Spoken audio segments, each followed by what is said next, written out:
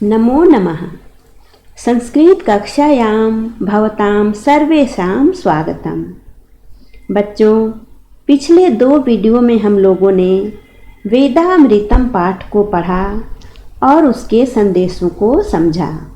इस वीडियो में आइए इसके प्रश्न उत्तर को करते हैं।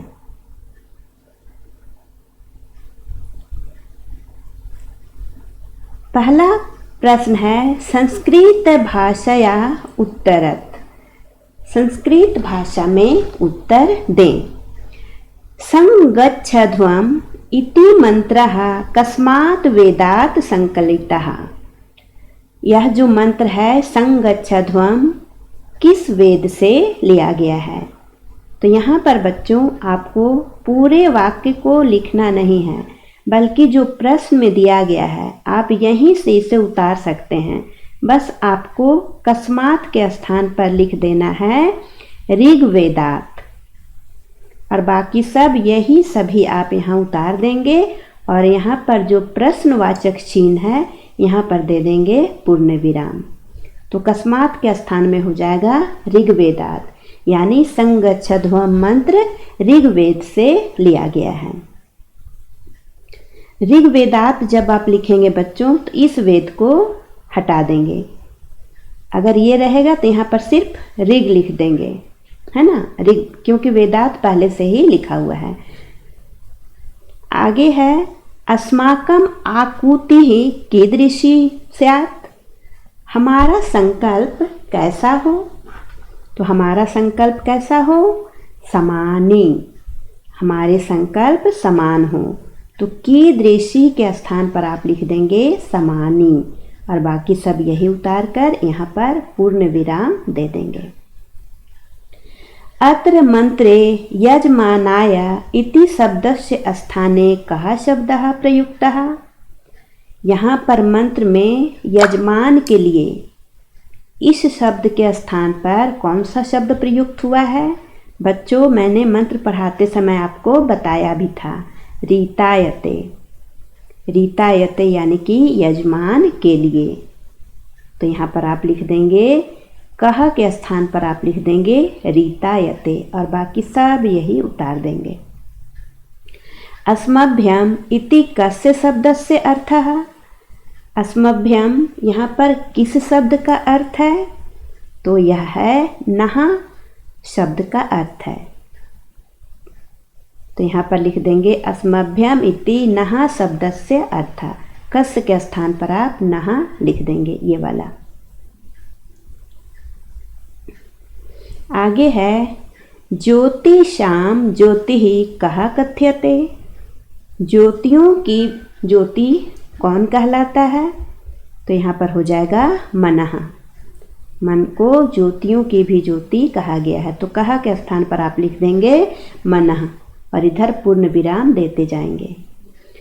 माधवीः काः सन्तु। मधुर क्या हो? तो काहा के स्थान पर आप लिख देंगे औषधीः। यहाँ पर काहा है, यहाँ लिख देंगे औषधीः। पृथ्वी सूक्तम कस्मिन् वेदे विद्यते। पृथ्वी सूक्त किस वेद में है? तो यह है अथर्व वेद में। तो कस्मिन् के स्थान पर लिख देंगे अथर्व वेदे। आगे है अधोलिखित क्रियापदैः सह कर्तृपदानि योजयत। यहाँ पर क्रियापद दिए गए हैं और इसमें कर्तृपद लिखना है, यानी कि कर्ता को लिखना है। तो संजानानः उपासते, एक मत होकर के स्वीकार करते थे। तो एक मत होकर कौन स्वीकार करते थे? तो पूर्वे देवाः, यानी कि प्राचीन काल में देवता लोग अपने अपने हवि को एक मत होकर स्वीकार करते थे। तो यहाँ पर हो जाएगा पूर्वे देवाः, केवल देवाः भी लिख सकते हैं। मधुशरन्ति, यानी कि मधुर होकर बहे। तो क्या मधुर होकर बहे? तो सिंधवः, यहाँ हो जाएगा सिंधवः, यानी कि सभी जल के स्रोत मधुर धारा लेकर बहे। मैं यानी कि मेरा, शिव संकल्पम अस्तु, मेरा शिव संकल्प से युक्त हो जाए, कल्याणकारी संकल्प से युक्त हो जाए। तो मेरा क्या, तो मे मनः, मेरा मन यहाँ हो जाएगा मनः। शतम शरदः श्रीणुयाम, 100 वर्षों तक सुने। तो कौन, वयम, हम लोग। तो यहाँ हो जाएगा वयम। फिर है शुद्धम विलोम पदम योजयत, यहाँ पर पद दिए हुए हैं दोनों तरफ और इसका विलोम पद लिखना है, मिलाना है इसको। तो जागृतः, जागते हुए का, तो इसका विलोम हो जाएगा सुप्तस्य, यानी कि सोते हुए का। नहा, नहा का हो गया हमारा, तो इसका विपरीत हो जाएगा वह, यानी कि तुम्हारा। दीनाहा, यानी कि गरीब, तो इसका हो जाएगा अदीनाहा, यानी कि दरिद्रता से रहित। फिर है अधोलिखित पदानाम आशयम हिंदी भाषया स्पष्टीकुरुता, यहाँ जो लिखे हुए हैं पद इनका हिंदी में लिखना है। तो उपासते, उपासते का अर्थ होता है स्वीकार करते हैं, स्वीकार करते हैं। सिंधवा, सिंधवा का अर्थ होता है समुद्र, लेकिन यहाँ पर मंत्र में सिंधवा का तात्पर्य सभी जल स्रोतों से लिया गया है। सवितः, सवितः यानी कि सूर्यः। जाग्रतः, जागते हुए का। पश्येम, यानी कि देखें। उसके बाद है वेदे प्रकल्पितस्य समाजस्य आदर्शम स्वरूपम पंचवाक्येषु चित्रयत, यानी कि वेदों में जो समाज का स्वरूप दिखाया गया है वह कैसा है, कैसी कामना की गई है, उसको 5 वाक्यों में लिखना है। तो यहाँ पर आप समझिए कि कैसी कामना की गई है। 5 वाक्य मैंने लिखा है। कामना की गई है कि समाजे सर्वे मिलित्वा वसन्तु, समाज में सभी लोग मिलजुल कर रहे।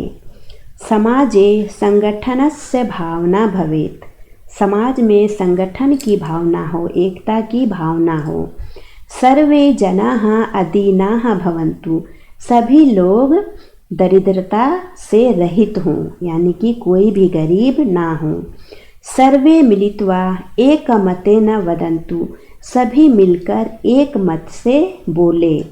समाजे सुव्यवस्था भवेत्, और समाज में सुव्यवस्था हो, ऐसी कामना की गई है। वेदों में ऐसी कामना की गई है। फिर है मनसः किम वैशिष्ट्यम, मन की क्या विशेषताएं हैं। तो बच्चों मैंने बताया था कि मनः दैवीय गुण युक्तः भवति, मन जो है वह दैवीय गुणों से युक्त होता है। मनस्य गति ही अति तीव्रा भवति, मन की गति बहुत ही तीव्र होती है। मनः ज्योतिषां ज्योतिः अस्ति, मन ज्योतियों की भी ज्योति है। मनः इंद्रियाणां श्रेष्ठा भवति, मन सभी इंद्रियों में श्रेष्ठ है। आगे है पश्येम शृणुयाम प्रब्रवाम इति क्रियापदानि केन इंद्रियेण संबद्धानि। ये जो देखना, सुनना और बोलना कह रहा है कि किन इंद्रियों से संबंधित है। तो पश्येम, हम लोग जो देखते हैं तो नेत्रेण होगा, आँखों से देखते हैं। श्रीणुयाम कर्णेन, प्रब्रवाम इसका हो जाएगा मुखेन। फिर है अधोलिखित वैदिक क्रियापदानां स्थाने लौकिक क्रियापदानि लिखित। ये जो क्रियापद हैं ये वैदिक हैं, इसका लौकिक लिखना है। तो असति, असति का अर्थ हो गया भवतु। उच्चरत, उच्चरत यानी कि उग गया। उदितः, दुहाम यानी कि दुहावे, तो इसका लिखेंगे प्रवाहेत। तो यहाँ पर बच्चों प्रथम पाठ का प्रश्न उत्तर भी पूरा हो गया। अब आप सभी को अपने अभ्यास पुस्तिका में लिखें और इसको मन लगाकर पढ़ाई करें। धन्यवाद।